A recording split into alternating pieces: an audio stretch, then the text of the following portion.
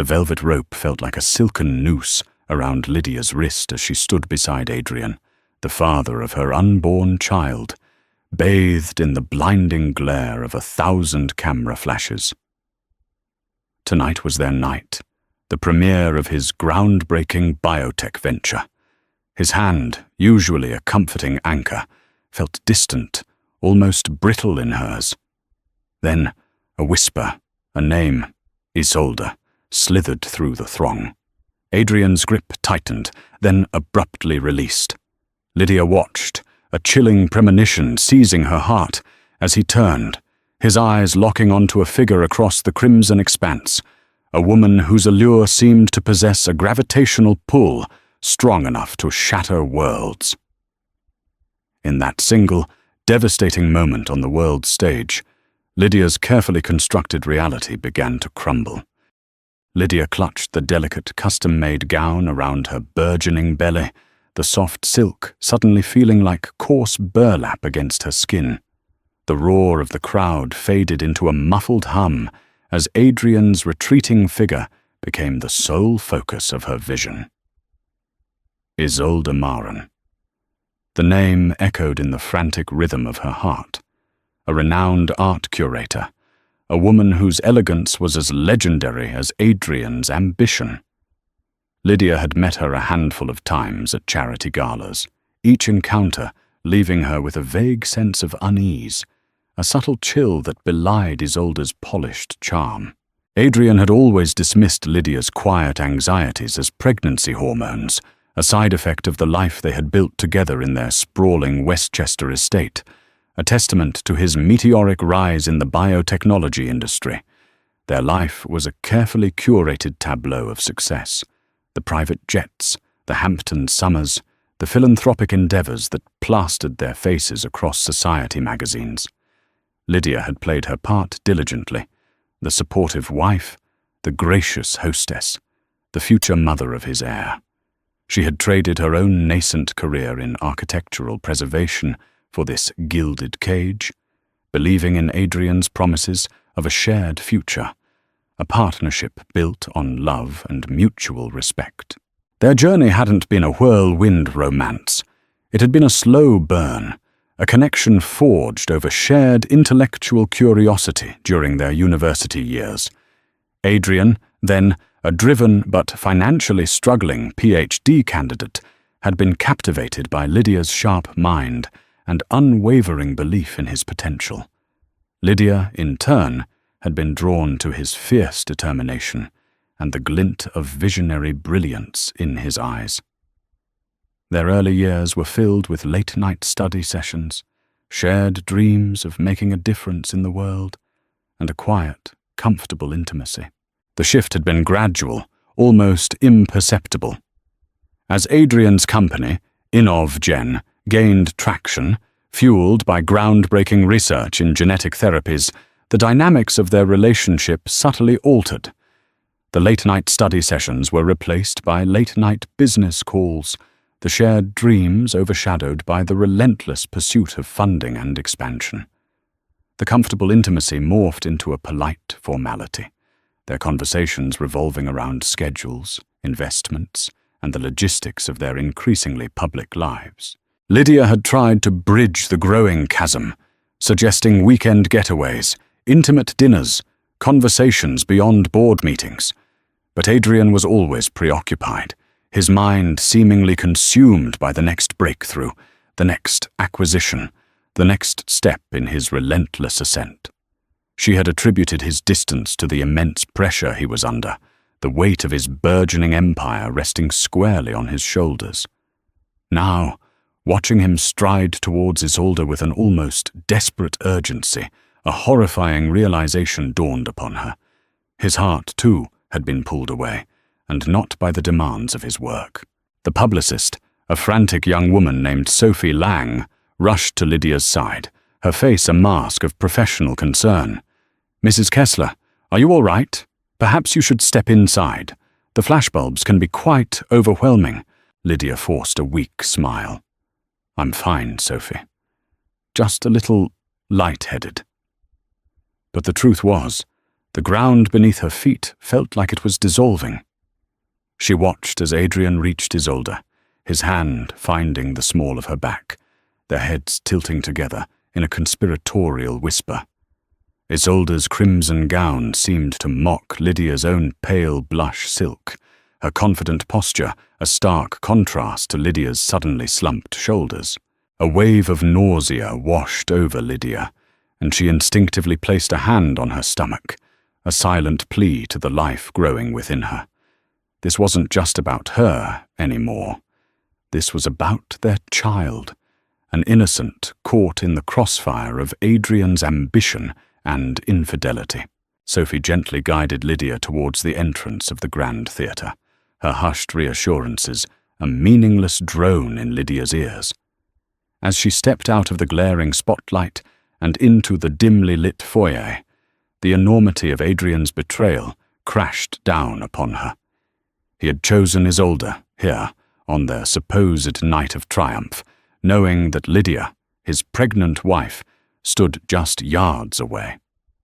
The humiliation was a bitter pill, but beneath it lay a deeper, more agonizing pain. The shattering of her belief in the man she thought she knew, the father she had chosen for her child. The gilded cage had become a prison, and the key had just been handed to another woman on a red carpet stained with broken promises. The opulent lobby of the theatre, with its crystal chandeliers and gilded mirrors, felt like a surreal dreamscape. Just moments ago, Lydia had walked through it with a sense of pride, her arm linked with Adrian's, their future seemingly as bright and sparkling as the crystals above. Now, the reflections in the mirrors showed a woman she barely recognized. Pale, trembling, her eyes wide with a mixture of shock and a pain so profound it felt physical. Sophie, the publicist, was speaking in a low, urgent tone, her words a frantic buzz in Lydia's ears.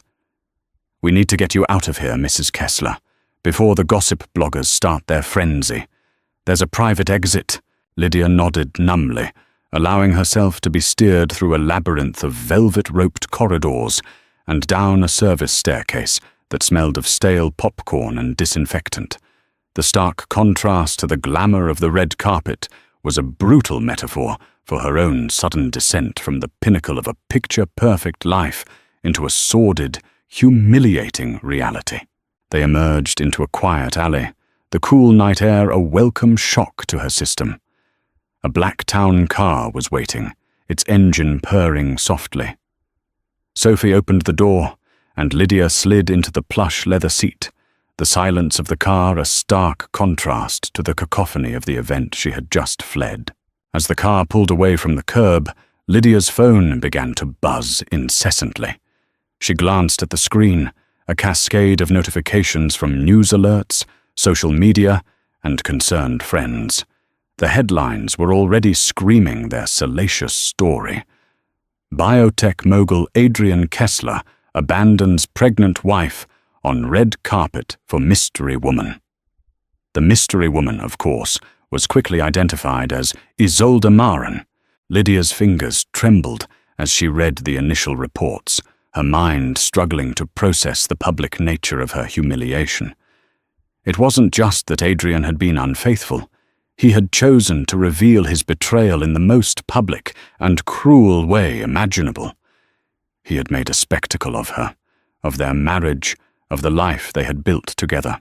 A new wave of nausea washed over her, and she leaned her head against the cool glass of the window, her hand protectively covering her belly. The baby. Her baby. A fierce, protective instinct surged through her, a primal force that momentarily eclipsed her own pain. This wasn't just about her anymore. She had to be strong for the innocent life she was carrying. The town car pulled up to the grand entrance of their Westchester estate, the familiar sight of the sprawling mansion now feeling alien and unwelcoming. This house, once a symbol of their shared success, now felt like a monument to Adrian's lies. As she stepped out of the car, her phone rang. It was her best friend, Marian Holt, a sharp, no-nonsense lawyer whose pragmatism was the perfect antidote to Lydia's more romantic nature.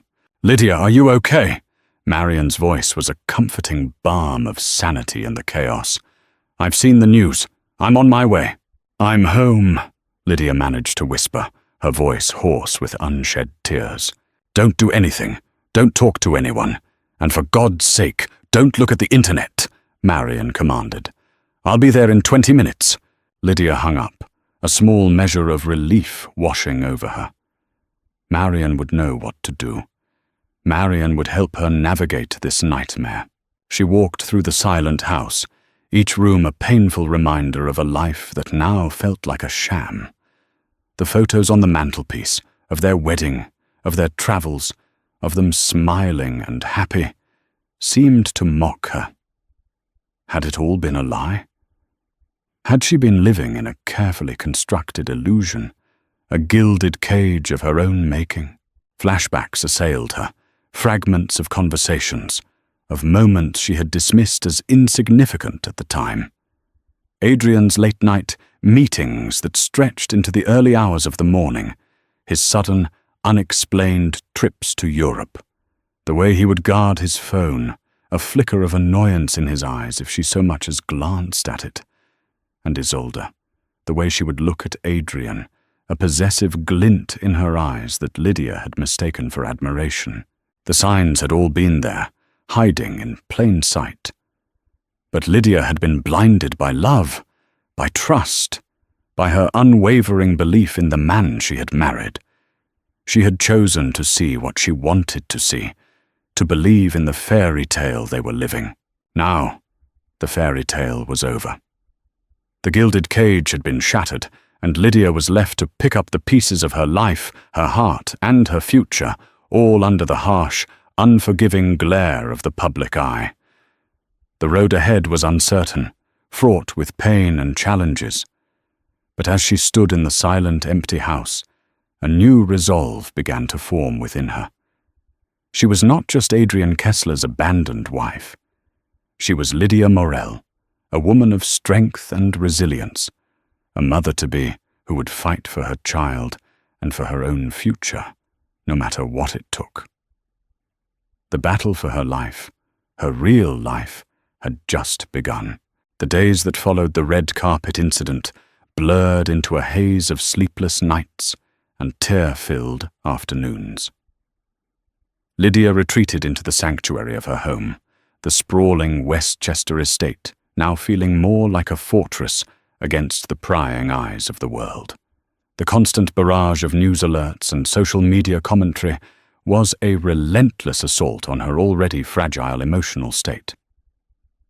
She followed Marian's advice and disconnected from the internet, but the whispers of the scandal still managed to seep through the cracks of her self-imposed isolation. Marian was a constant presence, a whirlwind of pragmatic energy and unwavering support. She vetted Lydia's calls, managed the relentless inquiries from the press, and most importantly, provided a shoulder to cry on and a voice of reason in the chaos. "We need a plan, Lydia," Marian said one afternoon, her tone gentle but firm. They were sitting in the sun-drenched breakfast nook, a pot of chamomile tea steaming between them. "You can't hide in here forever. You need to decide what you want to do." Lydia stared out at the manicured lawns of her estate, her mind a tangled mess of grief, anger, and confusion. "I don't know what I want," she whispered, her voice barely audible. "I don't even know who Adrian is anymore." "Then let's find out," Marian said, her eyes glinting with a familiar determination. "Let's unravel the threads of this mess and see where they lead." And so they began their quiet investigation, a painful but necessary excavation of Adrian's life and his relationship with Isolde Maren. It started with the small things, credit card statements that revealed lavish dinners at restaurants Lydia had never been to, hotel bills from cities Adrian had claimed he was visiting for business, a string of extravagant gifts purchased from high-end boutiques. Each discovery was a fresh stab of betrayal, a confirmation of a secret life that had been unfolding right under her nose. But with each new piece of evidence, a strange sense of clarity began to emerge from the fog of her grief. She was no longer just a victim of Adrian's infidelity. She was an investigator, piecing together the puzzle of his deception. The deeper they dug, the more complex the picture became. Isolde Maren was not just a beautiful and alluring mistress. She was a woman of considerable influence in her own right. As a renowned art curator, she moved in the same circles as Adrian, her connections to wealthy collectors and international galleries making her a valuable asset to anyone looking to build a reputation in the world of high culture. Lydia remembered a conversation she'd had with Adrian months ago, a casual remark he'd made about wanting to diversify his investment portfolio, to move into the art world. At the time, she had thought nothing of it. Now, the memory sent a chill down her spine. Had Isolde been more than just a romantic dalliance? Had she been a strategic move, a calculated step in Adrian's relentless pursuit of power and influence? The thought was both horrifying and strangely liberating.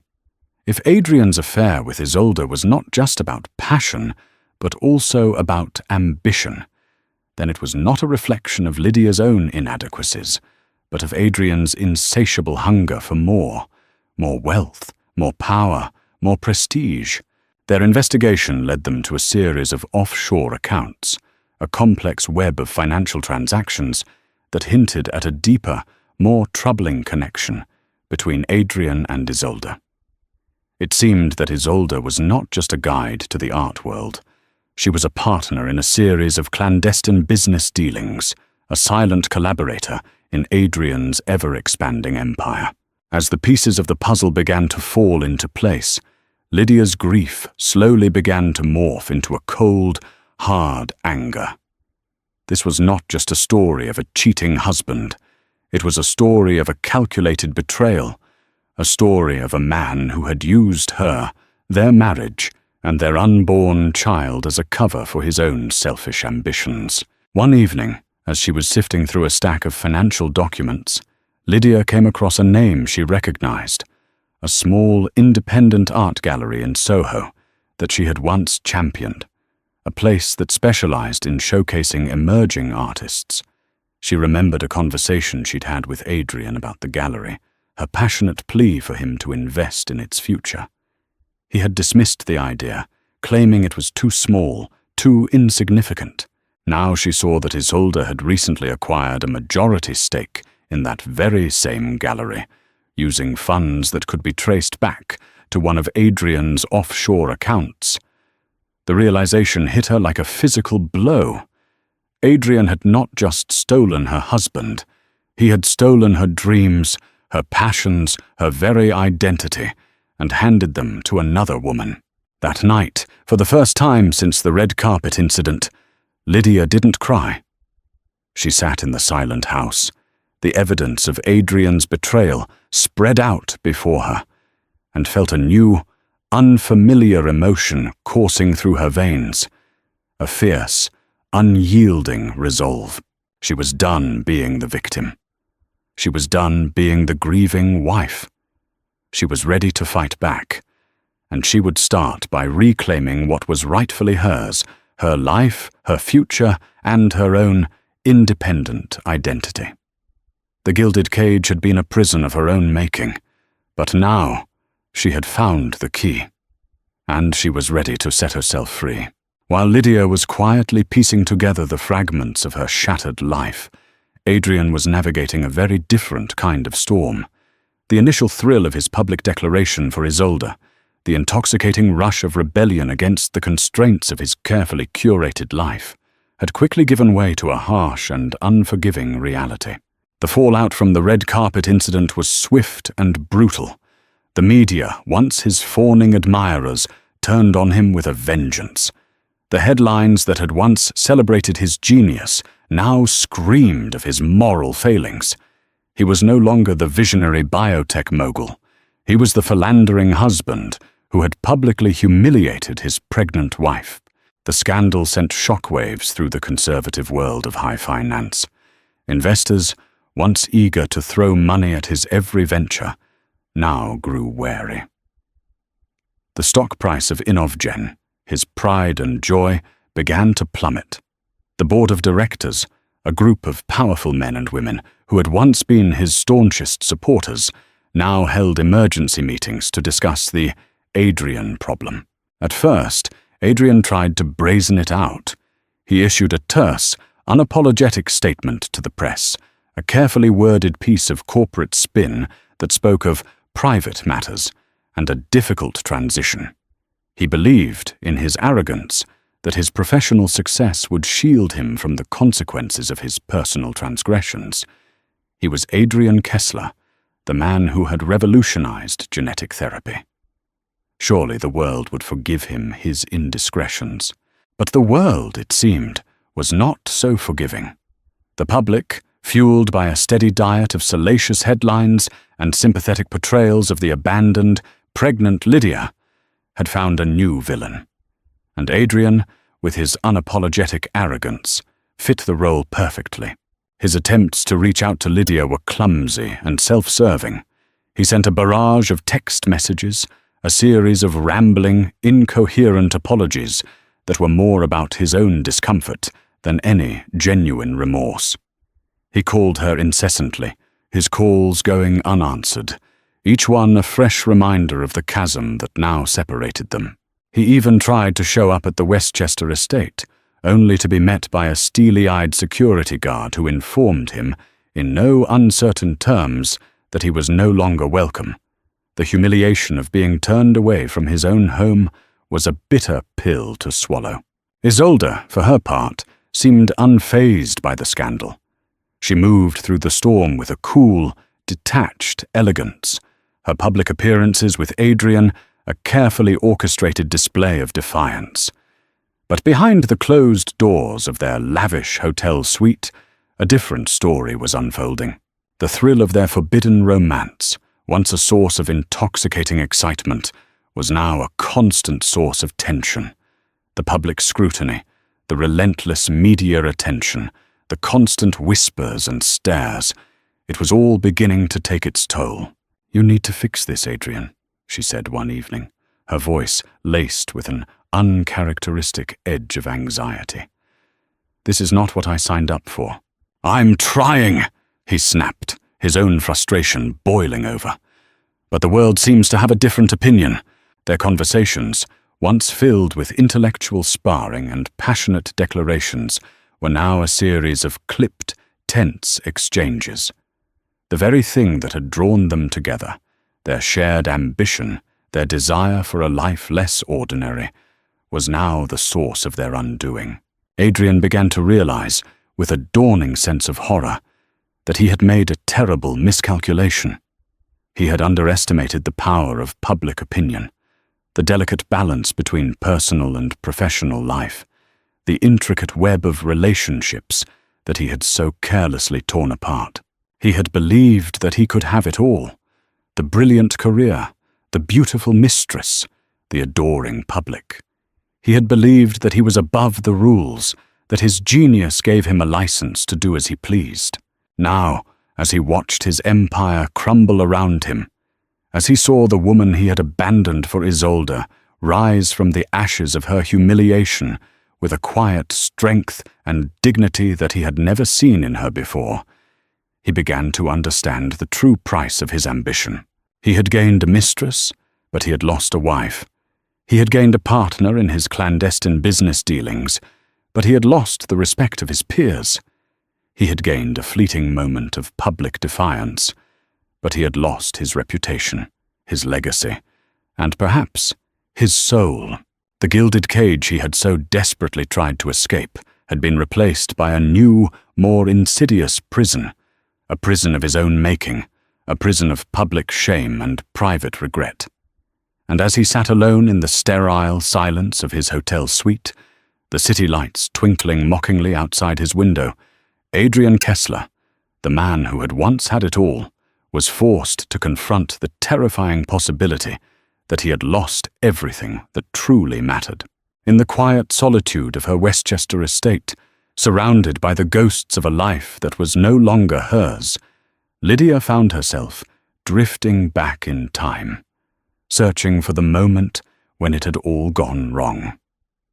The early days of her relationship with Adrian, once a source of comfort and nostalgia, were now a painful reminder of what she had lost. She remembered their first meeting, a chance encounter at a university library. He was a struggling PhD student, his eyes burning with an intensity that both intimidated and intrigued her.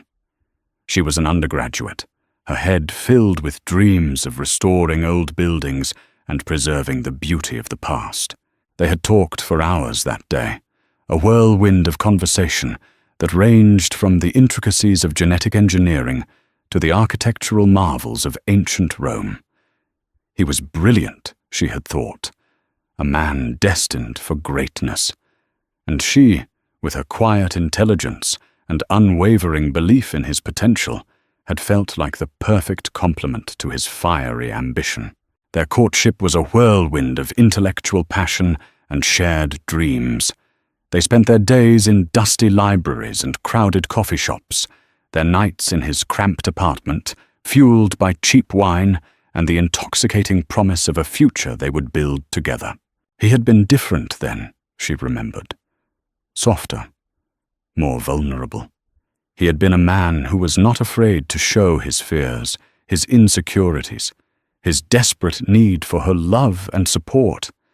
He had been a man who had seen her, truly seen her, for the woman she was, not just the role she could play in his life. The proposal had come on a rainy afternoon in a small, unassuming Italian restaurant, the kind of place they could barely afford, but loved for its authentic charm.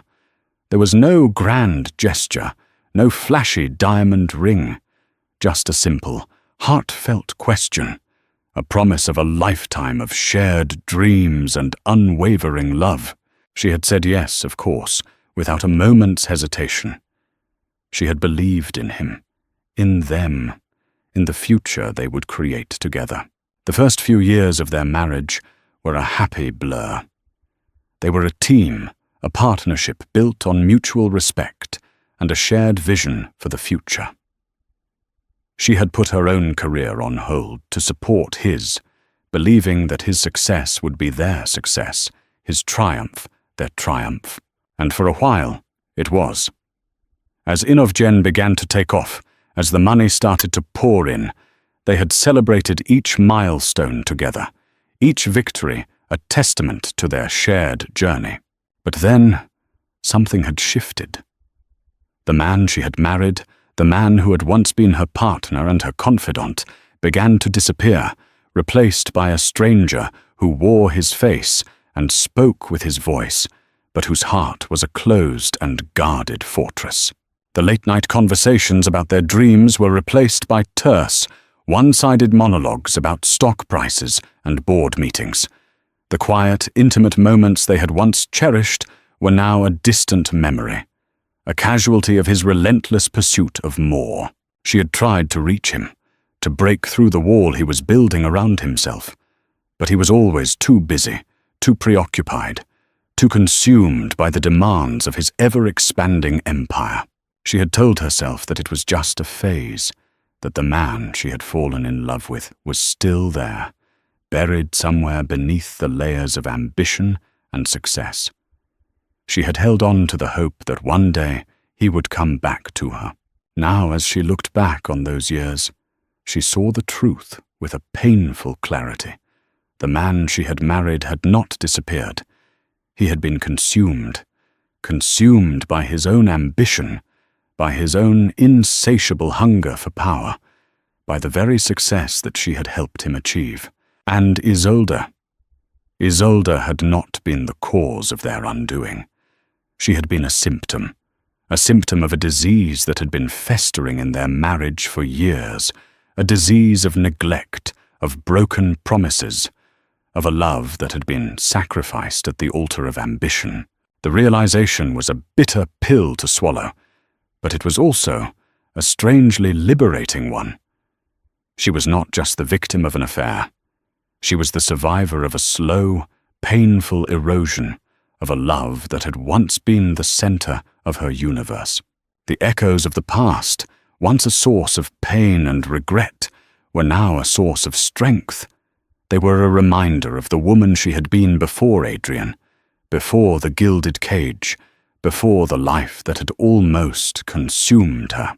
She was Lydia Morel, a woman of passion and intelligence, a woman who had once had dreams of her own. And as she sat in the silent house, surrounded by the remnants of a life that was no longer hers, she knew that it was time to start dreaming again. It was time to reclaim the woman she had lost, the woman she was always meant to be. The future was uncertain, but for the first time in a long time, it was hers, and hers alone, to create. The first shot in Lydia's quiet war was fired not in a courtroom, but in the glossy pages of a high-profile magazine. Marion, with her strategic mind and media savvy, had arranged an exclusive interview, a chance for Lydia to tell her story, to reclaim the narrative that had been so cruelly stolen from her.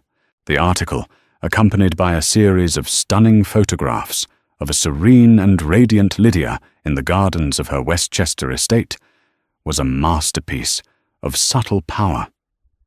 There were no tearful accusations, no bitter recriminations, just a quiet, dignified account of a woman who had been betrayed, a woman who was now focused on the future, on the new life she was carrying within her.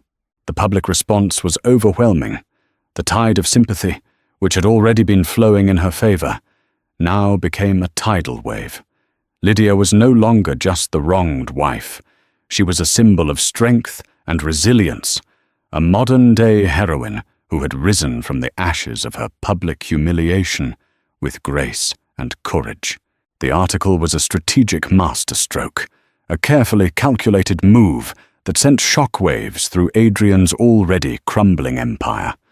The board of directors of InnovGen, already on edge, now saw him as a liability, a public relations nightmare that was threatening to tarnish the company's carefully cultivated image. The breaking point came during a tense, emergency board meeting. Adrian, his face pale and drawn, tried to defend himself, to dismiss the article as a piece of sentimental fluff. But the damage was done. The numbers didn't lie. The company's stock was in freefall, and the investors were getting restless. In a move that would have been unthinkable just a few weeks ago, the board voted to remove Adrian as CEO of the company he had built from the ground up. He was offered a consulting role, a face-saving gesture that did little to soften the blow of his public ousting. The news of his removal was a devastating blow to Adrian's already fragile ego. He had lost his wife, his home, his reputation, and now his company. He was a king without a kingdom, a man who had been stripped of everything that had once defined him. He retreated into a self-destructive spiral of alcohol and self-pity. Isolde, who had been drawn to his power and success, now found herself shackled to a man who was a shadow of his former self.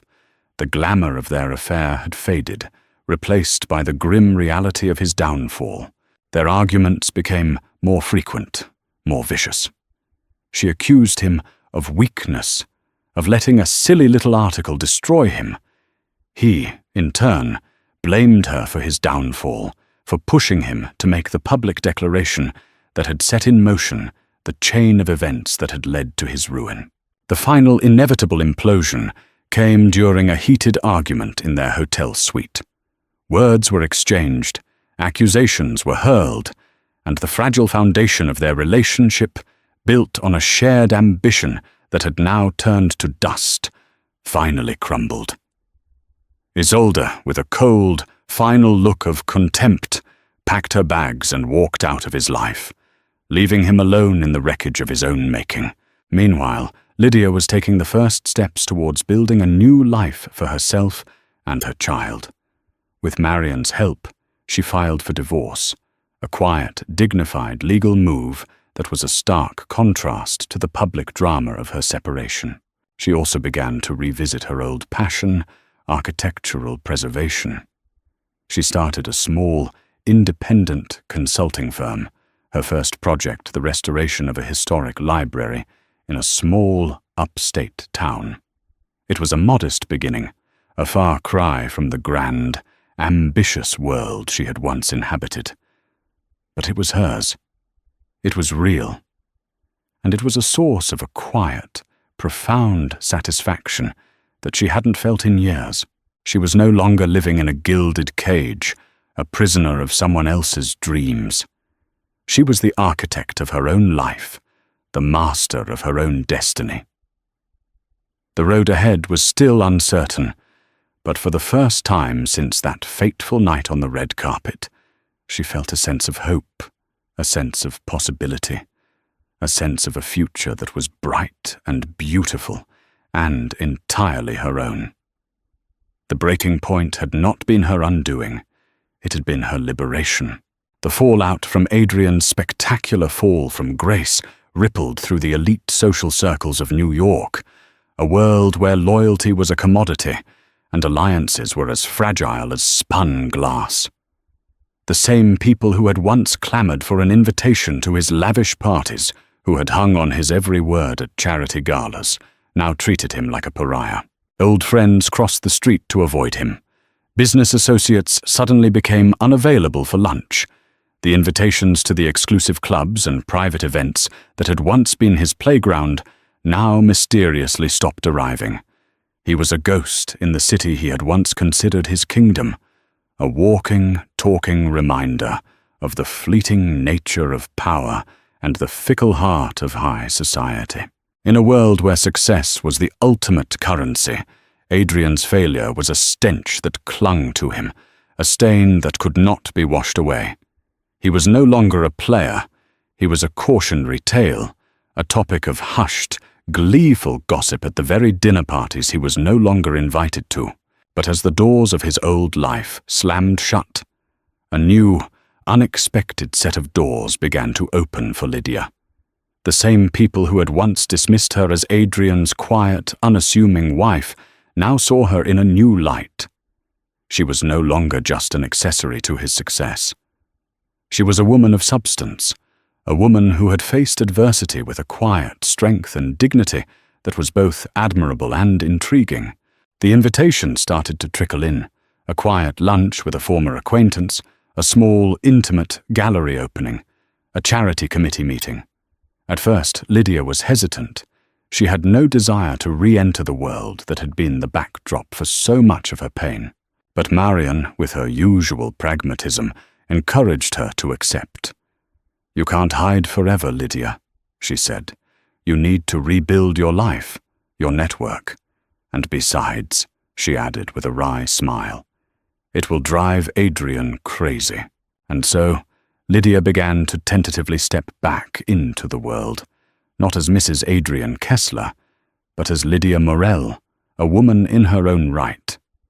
She discovered, to her surprise, that she was no longer invisible. People listened when she spoke. They were interested in her opinions, in her work, in her plans for the future. She reconnected with old friends from her university days, people she had lost touch with during her years in the gilded cage. They were a breath of fresh air, a reminder of a time when her life was simpler, more authentic, more her own. She also found an unexpected ally in a place she least expected it. One afternoon, she received a call from a woman named Vivian Calder, a powerful, influential member of the InnovGen board of directors. Vivian had been one of the few people who had expressed concern for Lydia after the red carpet incident, a quiet gesture of kindness that had not gone unnoticed. Now Vivian was reaching out with a proposition. She was starting a new venture, a foundation dedicated to supporting women in science and technology. She had been impressed by Lydia's quiet strength and her burgeoning career in architectural preservation, a field that, as Vivian pointed out, was all about building and rebuilding, about finding the beauty and strength in what had been broken. "I think you would be a perfect fit for our board," Vivian said, her voice warm and sincere. "We need someone with your perspective, your resilience, your quiet determination." Lydia was taken aback. She had never considered herself a businesswoman, a power player. But as she listened to Vivian talk about the Foundation's mission, about the importance of empowering women to pursue their dreams, she felt a spark of excitement, a sense of purpose that she hadn't felt in a long time. She accepted the offer, and in doing so, she stepped into a new role, a new identity. She was no longer just a survivor. She was a leader, a mentor, a woman who was using her own story of betrayal and resilience to help others. The news of Lydia's appointment to the Foundation's board was another blow to Adrian's already shattered ego. He saw it as a personal betrayal, a final, public rejection from the world he had once commanded. He had been cast out, while Lydia, the woman he had so carelessly discarded, was being welcomed with open arms. The shifting allegiances were a stark and brutal reminder of the new reality of his life. He was no longer the center of the universe. He was a fallen star, a fading light in a constellation that was now rearranging itself around a new, brighter, and far more resilient sun. The woman he had once called his wife. The woman who was now, in every sense of the word, a woman of her own making. The confrontation, when it finally came, was not in a sterile lawyer's office or a crowded public space, but in the quiet, neutral territory of a small independent coffee shop in the West Village, a place far removed from the glitz and glamour of their former lives. Lydia had agreed to meet Adrian, not out of any lingering affection, but out of a sense of finality. She needed to close this chapter of her life, to say the things that had been left unsaid, to look him in the eye and see, for herself, the man he had become. He looked terrible. His expensive suit was rumpled, his face was pale and unshaven, and his eyes, once so full of fire and ambition, were now dull and lifeless. He was a ghost of the man she had once loved, a hollowed-out shell of the titan of industry he had once been. He started with an apology, a rambling, incoherent mess of words that was more about his own self-pity than any genuine remorse. He talked about the pressure, the stress, the loneliness of being at the top. He tried to explain, to justify, to rationalize his actions, but his words were empty, meaningless. Lydia listened in silence, her expression unreadable. When he finally ran out of words, she spoke, her voice calm and steady, devoid of the anger and bitterness that had once consumed her. "I didn't come here for an apology, Adrian," she said, her gaze unwavering. "I came here for the truth." She laid it all out, the evidence she and Marion had so painstakingly gathered, the offshore accounts, the secret business dealings, the calculated acquisition of the art gallery that had once been her dream. Adrian's face went from pale to ashen. He tried to deny it, to deflect, to lie, but the evidence was irrefutable, and as he sat there, trapped in the web of his own deceit, the truth, in all its ugly, unvarnished detail, finally came tumbling out. He admitted it all. The affair with Isolde had not been about love or even passion. It had been about ambition. Isolde, with her connections and her influence, had been a means to an end, a stepping stone to a new level of power and prestige. He had used her, just as he had used Lydia, just as he had used everyone in his life. He was a man who saw people not as human beings, but as assets, as pawns in his own personal game of chess. But the most devastating revelation was yet to come. As he spoke, his voice barely a whisper, he confessed the true, hidden motive behind his public abandonment of Lydia on the red carpet. It had not been a spontaneous act of passion, a reckless declaration of love for Isolde. It had been a cold, calculated move, a desperate attempt to create a public scandal that would trigger a morality clause in his prenuptial agreement with Lydia, a clause that would have allowed him to divorce her without giving her a single penny of his vast fortune. The revelation hit Lydia with the force of a physical blow. It was not just that he had cheated on her, that he had lied to her, that he had used her. It was that he had been willing to destroy her, to publicly humiliate her, to leave her pregnant and penniless, all for the sake of money. The man she had once loved, the man she had once believed in, was not just a philanderer.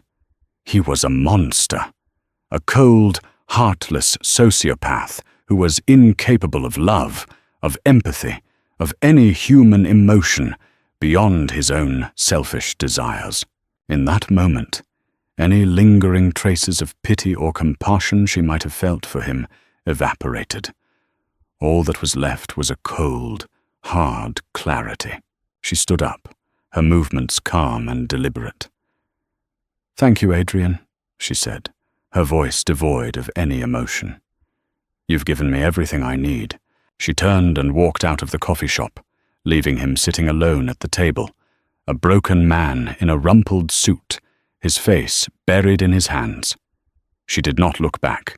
As she stepped out into the bright afternoon sun, she felt a profound sense of release. The final thread that had tied her to him, the thread of a shared past, of a love that had once been real, had finally been severed. She was free. Truly, completely, and irrevocably free. The confrontation had not been about him. It had been about her. It had been about reclaiming her own truth, her own power, her own future. And as she walked away, her head held high, she knew, with a certainty that resonated in the very core of her being, that the best was yet to come. The months that followed were a time of quiet growth and profound transformation for Lydia. The birth of her son, a beautiful, healthy baby boy she named Julian Jules Morel, was a watershed moment, a seismic shift in the landscape of her life. Holding him in her arms for the first time, she felt a love so fierce, so primal, so all-encompassing, that it seemed to heal the broken pieces of her heart. He was a new beginning, a clean slate, a tangible symbol of a future that was filled with hope and promise. She threw herself into motherhood with a passion and a dedication that surprised even herself. The sleepless nights, the endless feedings, the constant demands of a newborn, they were not a burden, but a joy. They were a welcome distraction from the pain of the past, a constant reminder of the precious new life that was now the center of her universe. Her consulting firm flourished. Her work, once a source of quiet satisfaction, now became a source of deep, personal fulfillment. She found a new confidence in her abilities, a new sense of purpose in her work. She was no longer just a survivor. She was a creator, a builder, a woman who was leaving her own unique mark on the world. She sold the Westchester estate, a final, symbolic severing of her ties to her old life. She bought a charming brownstone in Brooklyn, a smaller, more intimate space that she filled with light and laughter and the happy chaos of a life with a new baby. She built a new community for herself, a circle of friends who were drawn to her warmth, her intelligence, and her quiet strength.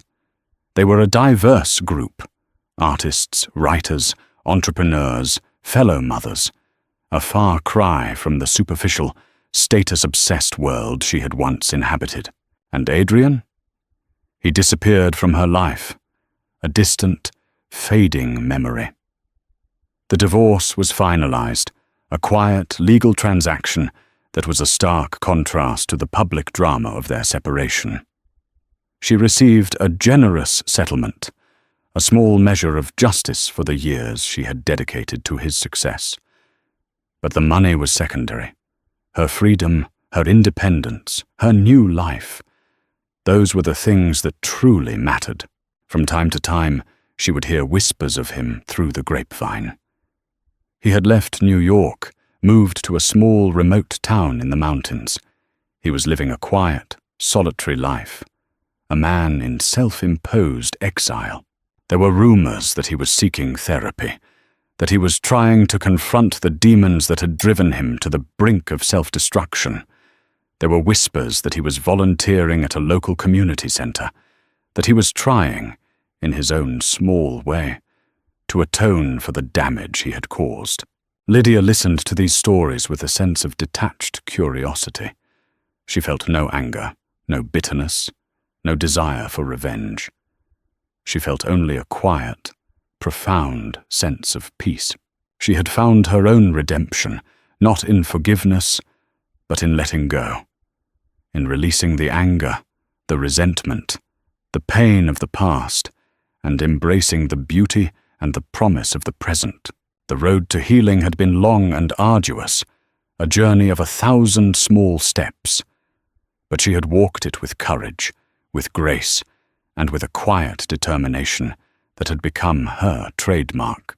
One sunny afternoon, as she sat in a park, watching Jules take his first wobbly steps, she felt a wave of gratitude wash over her. Gratitude for the challenges that had made her stronger, for the pain that had taught her compassion, for the love that had healed her heart. She was not the same woman she had been a year ago. She was stronger, wiser, more resilient.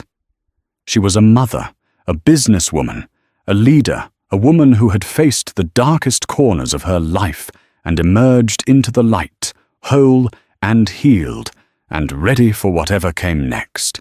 The gilded cage was a distant memory, a chapter in a book that was now closed. A new chapter had begun, and she was the author, the narrator, and the heroine of her own beautiful and extraordinary story. Lydia's story, a raw and unflinching look at betrayal under the blinding lights of fame, reminds us that even behind the most carefully constructed facades, human hearts are fragile and capable of inflicting deep wounds. Adrian's impulsive act on that fateful red carpet set in motion a chain of events that shattered not only a marriage, but also the carefully curated world they inhabited. This journey of heartbreak, self-discovery, and the search for redemption explores the complex interplay of ambition, love, and the corrosive power of infidelity. What will become of Lydia and her child?